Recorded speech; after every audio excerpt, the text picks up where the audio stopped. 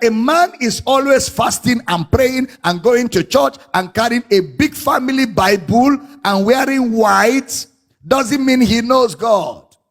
In fact, look at what Paul will say concerning Israel in Romans chapter 10 verse 1. Brethren, my heart's desire and prayer to God for Israel is that they might be saved. We're going to read this in the Message in a few minutes. Next verse.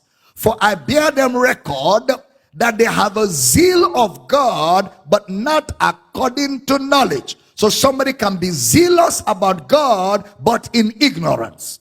Zeal is not a cover-up for knowledge.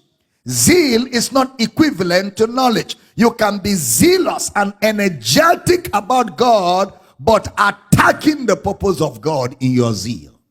Now, look at the next verse. For they being ignorant of God's righteousness and going about to establish their own righteousness, have not submitted themselves unto the righteousness of God.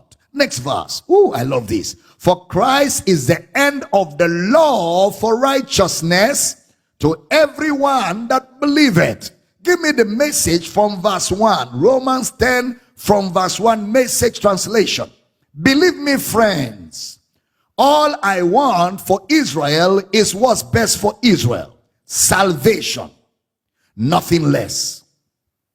I want it with all my heart and pray to God for it all the time. Next verse.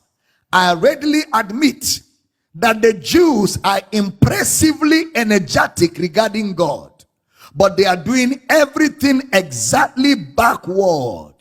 Full of zeal, but everything is backward. Look at the next verse. They don't seem to realize that this comprehensive setting things right, that is salvation, is God's business, and a most flourishing business it is.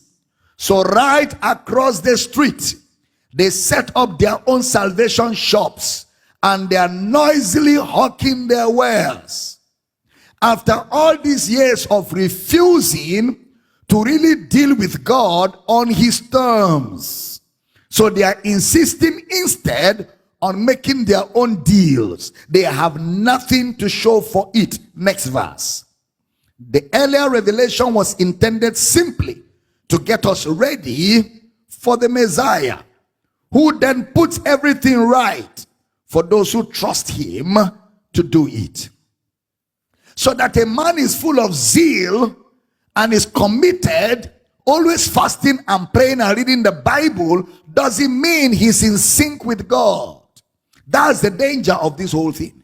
So somebody can be in a circus race, chasing and chasing after God, chasing and chasing after God, pious, looking humble, looking religious, looking holy, but he's never in sync with God, because he is not dealing with God on God's own terms. He has set a standard of morality, and people think he's a very holy man, but not knowing that this man doesn't even know God at all.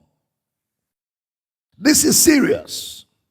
That means the fear Job had was the fear that God will harm him, because that is what Job was told. He was always praying. He can't even eat food without prayer. He can't sleep without prayer. If he sleeps without prayer, he is afraid that something will press him. The man lived in fear. And when you are living in fear, you cannot enjoy the redemption that Christ has provided. And fear means you are ignorant. Anywhere you see fear, there is the ignorance of God and the provisions that God has made available. He was always praying in the midnight. That means all his prayer points were born out of fear. That means all his prayer points were fear motivated. So Job lived by rumors. Job lived by superstition. You know, many things some people believe about God were gathered information. They gathered it from experiences. They gathered it from dreams. They gathered it from people's concepts and opinions.